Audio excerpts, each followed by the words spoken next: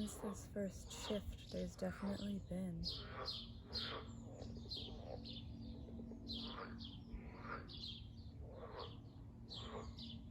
an opening of a new question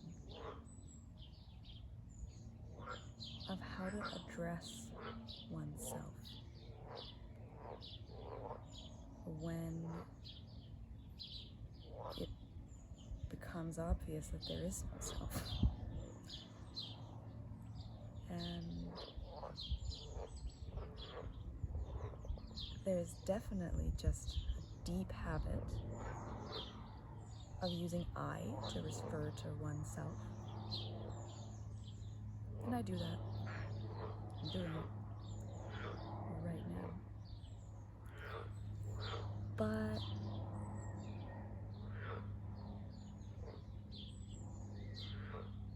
it's very natural, definitely, in many situations. And I don't know how to factor out that force of habit with the I. I don't know how intrinsically that is really a part of anything.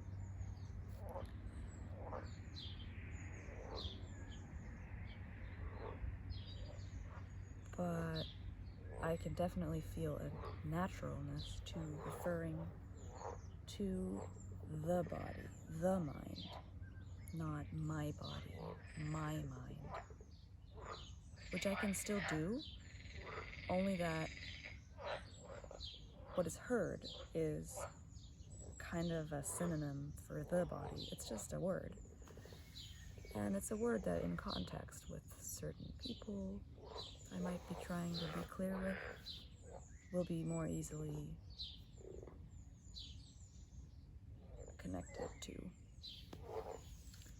And another thing there's definitely a lot of resonance with is to refer to the self, to myself, which in the past, before the shift, was real. It wasn't, but for her it was.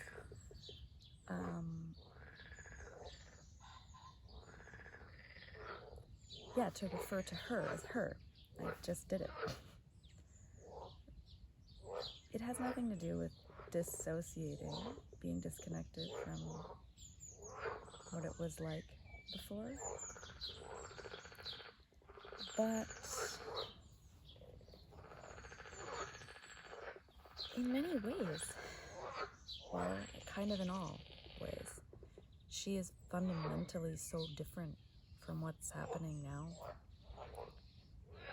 that in a way she really is a different person.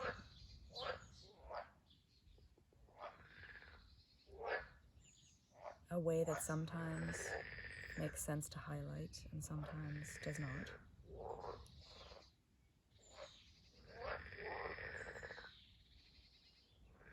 So there's the I, there's the she, the third person. There's the neutral, just avoiding personal pronouns. There arises a feeling instead of I feel. The body experiences. Things like that. And there are definitely other things I resonate with. Things like this and this feeling is here. Or this character. Or just here. Just this space is present. Things like that. As in a feeling is present rather than being felt by someone else. It's present, doing its own thing. Feeling itself.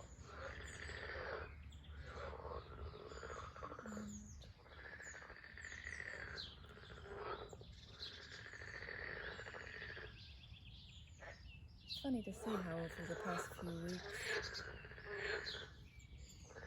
that habit of the I is not only lessening, which which I would describe as kind of a negative process. But there's also a positive process going on where I speak and I causes a bit of a reaction. No, it's not a reaction really, it's just kind of a feeling of noticing the habit. That's really it. The positive part of it is that positive, not good or bad, positive as in attitude, is, yeah, it's just noticed way more because there's no more identification with it. And the word I, of course, begs to be identified with.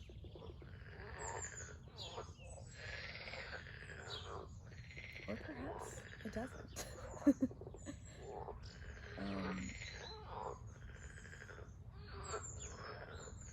Yeah, so that's where we're at.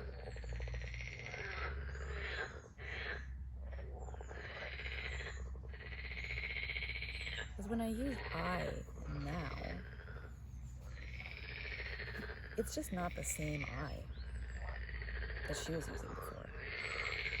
Because she was literally referring to, that's not the correct piece of literally. She was referring to the crust of ego. This is just my image. The crust of ego that is surrounding a glowing ball of light, perhaps a soul, just energy, the whole universe. I'm just drawing this out as an image to just make a difference between that crust and that core, and also to highlight everyone has this core, whether or not they'll lose the crust. Who knows? But so this is what she was referring to, because she didn't know about that luminous, true nature of herself, of other people. She sensed it. She had glimpses of it. She was already someone sensitive to it. But she didn't have the slightest idea of the vastness just residing without her.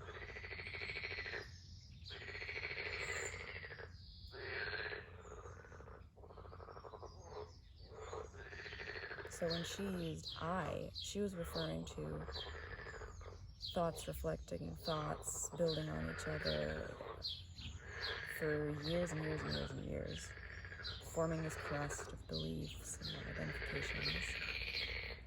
And that's her I. And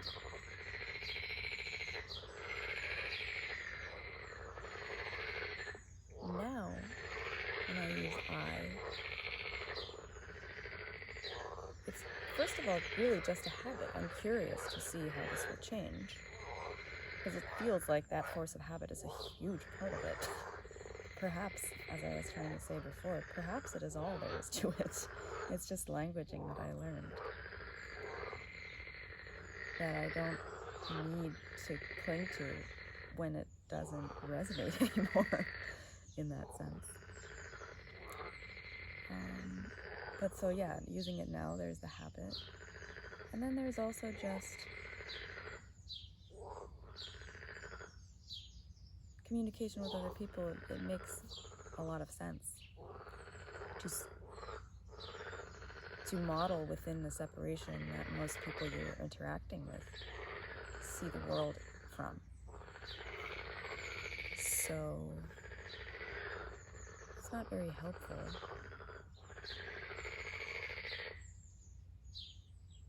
to in any way intentionally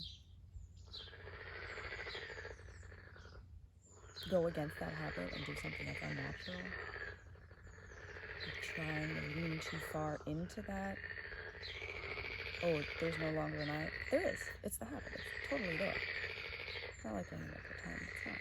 And I don't have to change anything. It's just doing its own thing.